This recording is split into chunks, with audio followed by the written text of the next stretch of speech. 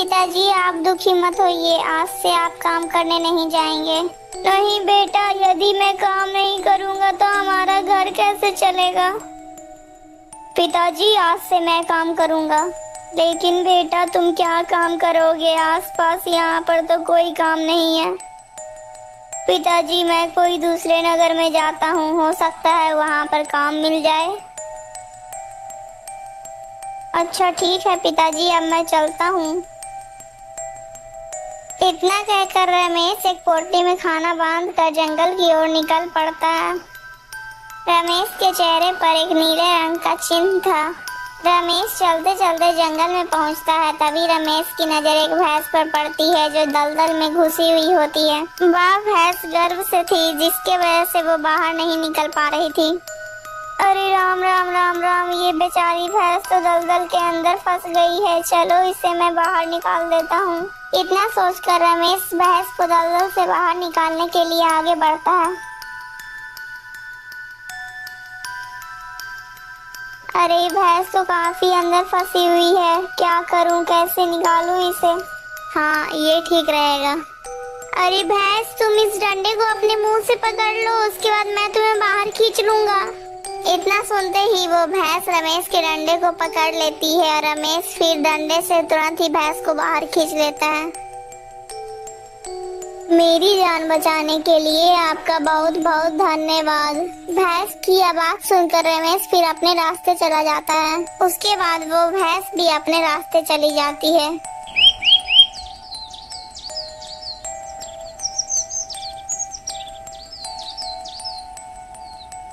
कुछ महीने बाद ही उस भैंस ने एक बच्चे को जन्म दिया और जब वो बच्चा किसी दूसरे बच्चे के साथ खेलने जाता तब कोई भी उसे अपने साथ नहीं खेलने देते।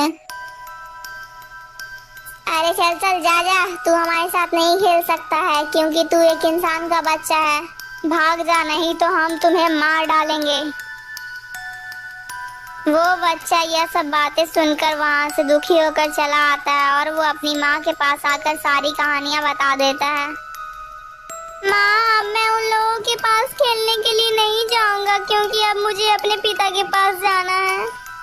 अच्छा ठीक है बेटा, यदि ऐसी बात है तो हम तुम्हारे पिता को जरूर ढूंढेंगे।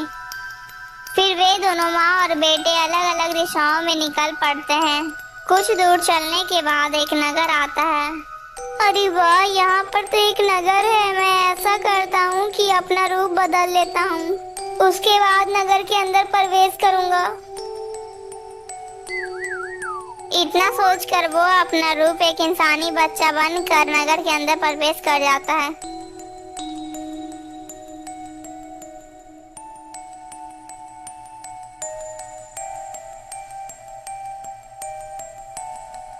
उसी नगर में उसे घूमते घूमते सुबह से शाम हो जाती है, लेकिन वो अपने पिता को ढूंढ नहीं पाता है।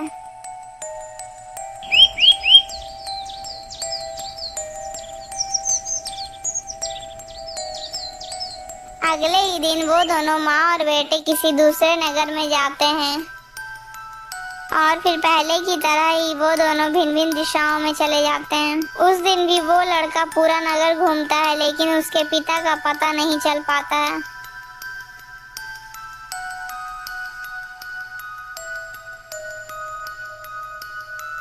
हे भगवान, मैं इतने दिनों से अपने पिता को ढूंढ रहा हूँ लेकिन अभी तक मुझे मेरे पिता नहीं मिले हैं। इतना सोचकर वो लड़का वहीं पर पेड़ के नीचे बैठकर रोने लगता है। तभी उधर से रमेश गुजरता है। अरे ये रोने की आवाज किसकी है? रमेश अपने चारों तरफ देखता है तो उसे वही लड़का रोता हुआ दिखाई देता है। तो फिर रमेश उसके पास तुरंत जाता है। क्या बात है बेटा, तुम रो क्यों रहे हो? तुम्हें क्या तकलीफ है? जैसे ही लड़के ने रमेश को देखा तब वो हैरानी में पड़ जाता है क्योंकि जो चिन्ह उस लड़के के चेहरे पर पड़ा हुआ था वही चिन्ह उस आदमी के भी चेहरे पर था। पिताजी, इतने दिनों से मैं आपको ही ढूंढ रहा था, आप मुझे छोड़कर कहाँ चले गए थे? लेकिन बेटा मैं तो तुम्हें जानता भी नहीं हूँ, लेकिन फिर तुम मुझे पिता कहकर क्यों बुला रहे हो? अभी तो मेरा विवाह तक नहीं हुआ है, तो मेरा पुत्र कैसे हो सकता है? नहीं पिताजी, मैं आपका ही पुत्र हूँ। आप मेरी माँ के पास चलिए, तब आपको सब पता चल जाएगा। बच्चे के बार बार बोलने पर रमेश उस बच्चे के पीछे पीछे चला जाता है। अच्छा ठीक है बेटा, अब बताओ तुम्हारी माँ कहाँ है? पिताजी मेरी माँ अब आती ही होंगी, लेकिन हाँ पिताजी एक बात याद रखना, जब मेरी माँ आपको मुझे साथ देखेगी तब वो आपके ऊपर प्रहार करेगी, लेकिन आपको डरना नहीं है। जैसे ही वो आपके ऊपर प्रहार करेगी तो आप उनके सींग पकड़ लेना, तो फिर सब कुछ ठीक हो जाएगा। बच्चे की सारी बातें सुनकर रमेश हैरत में पड़ जाता है और तभी वहाँ पर वो भैंस आ जाती है और जैसे ही वो भैंस अपने बच्चे को उस युवक के साथ देखती है तो वो रमेश की ओर उसे मारने के लिए दौड़ पड़ती है। तभी रमेश उस भैंस के दोनों सींग पकड़ लेता है। सींग पकड़ते ही वह भैंस सुंदर स्त्री में बदल जाती है। यह सब देखकर रमेश बहुत ही ज्यादा हैरान हो जाता है, क्योंकि उसने अपने जीवन में इतनी सुंदर स्त्री कभी नहीं देखी थी। क्या हुआ पिताजी, आप कहाँ खो गए? पिताजी यही मेरी माता है। अजी चलिए ना, आप हमें अपने घर नहीं लेकर चलेंगे? हाँ हाँ क्यों नहीं, चलो हमारे साथ। इतना कहकर रमेश उन दोनों को अपने घर लेकर चला जाता है और फिर सारी कहानियाँ अपने माता पिता को बता देता है।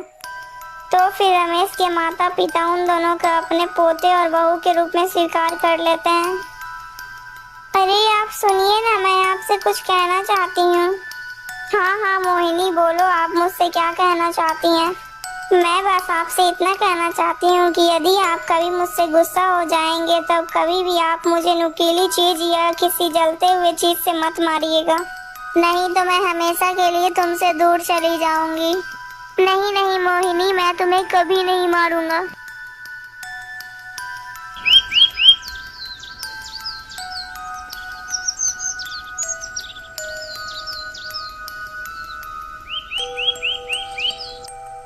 बेटा अब तो तेरा घर बस गया है, इसीलिए हम दोनों तीर्थ यात्रा पर जा रहे हैं। तुम तीनों अपना ख्याल रखना।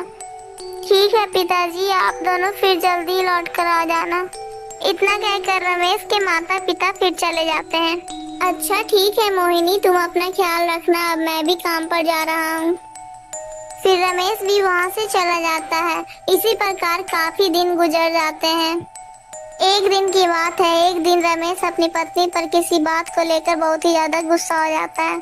अरे दुष्ट, तू घर में रहकर क्या करते रहती है? तुझसे एक टाइम का खाना भी नहीं बनता। रुक, आज मैं तुझे मजा से खाता हूँ। इतना कहते ही रमेश एक जलती हुई आग की लकड़ी उठाता है और उन दोनों की तरफ बढ़ता है। अरे रे रे रे, ये मैंने क्या किया? अरे मोहिनी तुम कहाँ चली गई हो? भगवान अब मैं क्या करूँ? अब मैं कहाँ ढूंढूं अपने पत्नी और बच्चे को?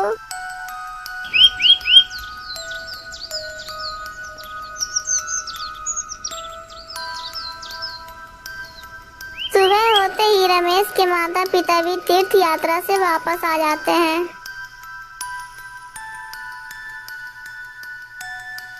दोस्तों अगर आपको ये वीडियो अच्छी लगी तो प्लीज वीडियो को लाइक करके चैनल को सब्सक्राइब कर दीजिएगा दोस्तों।